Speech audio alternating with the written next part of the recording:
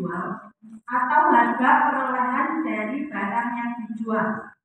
Jadi semua biaya agar kita itu dapat memperoleh barang atau memproduksi barang yang nantinya barang tersebut kita jual.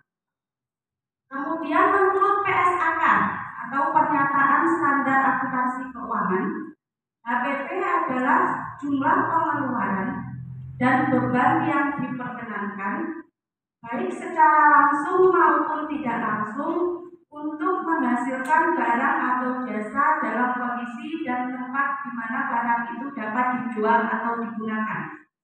Jadi HPP itu semua biaya, katakanlah biaya apapun yang kita keluarkan untuk memproduksi barang. Betul? Ya. Paham ya? Nah, jadi nanti kita akan belajar bersama bagaimana menghitung HPP. Nah, sekarang saya tanya, apa tujuannya menghitung HPP Bapak Ibu?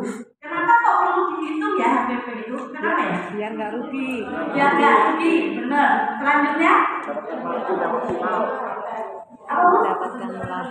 Nah, menentukan harga jual. Ada yang lain? Supaya marginnya maksimal. Marginnya maksimal. Oke, selanjutnya. Banyak ya. Nah, sekarang kita lihat secara umum sebenarnya apa tujuan dari menghitung HPP. Benar, tadi yang pertama mengetahui berapa banyak biaya yang kita keluarkan dalam proses produksi. Selanjutnya menentukan harga jual. Jangan sampai kita itu katakanlah tombok.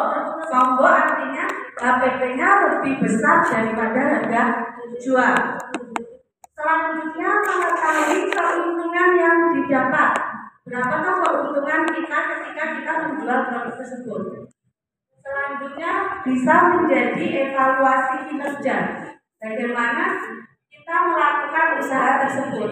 Jadi kita bisa lihat melalui perhitungan HPP. Nah, ini adalah jenis usaha berdasarkan kegiatan yang dilakukan. Yang pertama adalah usaha manufaktur. Apa tahu usaha manufaktur? Usaha manufaktur adalah usaha yang bergerak dalam bidang pengolahan bahan baku menjadi barang setengah jadi atau produk utuh. Contohnya usaha pembuatan keripik, usaha roti, dan lain-lain.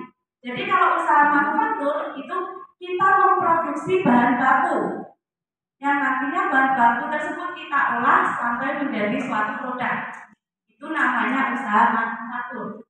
Nah, di sini ada yang usaha UMKM-nya usaha manufaktur? Ada yang usaha manufaktur? 3 orang? Hanya 3 orang? 4 orang? 5 orang? Mengolah bahan baku menjadi barang jadi. Katakanlah kita itu bikin barang. Ya, misalnya ada keripik tempe, kemudian usaha bakery, itu kan mengolah bahan baku menjadi suatu produk. Itu namanya jenis usaha manufaktur. Paham ibu-ibu bapak? Itu disebutnya jenis usaha manufaktur. Nah, selain itu ada juga usaha dagang. Kalau usaha dagang itu usahanya membeli dan menjual kembali barang tanpa merubah bentuk barang. Contohnya supermarket, kemudian toko kelontong. Paham? Bedanya apa? Kalau manufaktur itu mengolah bahan menjadi sebuah produk. Semula tepung kemudian menjadi roti. Kalau usaha dagang itu kita hanya sebagai misalnya reseller atau distributor, kita nggak merubah produknya. Nah, di sini ada yang usahanya usaha dagang, ya. Peternakan itu bisa masuk ke kan ada mengolah dari ayam yang kecil menjadi besar, terus ada telurnya, ya bisa masuk ke manufaktur sebelumnya. Ya. Kemudian yang ketiga adalah usaha jasa. Kalau jasa berarti kita memberikan pelayanan jasa. Contohnya ada bengkel, kemudian reparasi dan lain-lain. Jadi yang diberikan adalah jasa.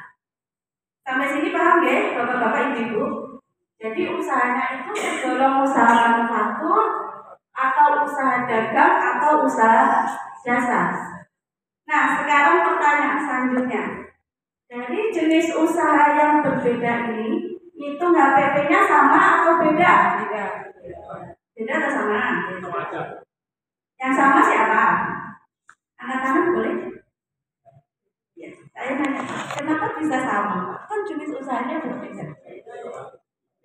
Di KPK kan ada biaya kerja, plus biaya lainnya kan.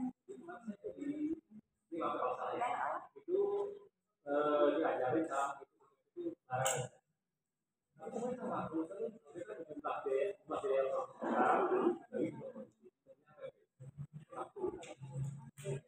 Terus setelah kita keep dulu ya, kita keep dulu. Selanjutnya siapa yang berpendapat bahwa perhitungan HPP-nya beda?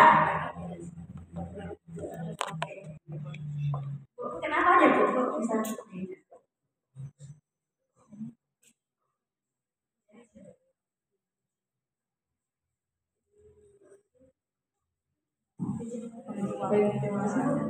Kalau menurut saya manufaktur dagang sama biasanya perhitungan HPP-nya berbeda. Karena kalau manufaktur itu kan dia mengolah dari bahan baku menjadi hasil komponen HPP itu kan ada dari material jadi dari komponen dari materialnya itu sudah berbeda. Terus kalau saya tanya Bu, kalau beda, terus bedanya di mana metodenya? Kan tadi berbeda tuh perhitungannya, terus bedanya gimana ya? Bedanya menurut saya yang masih kurang, masih harus banyak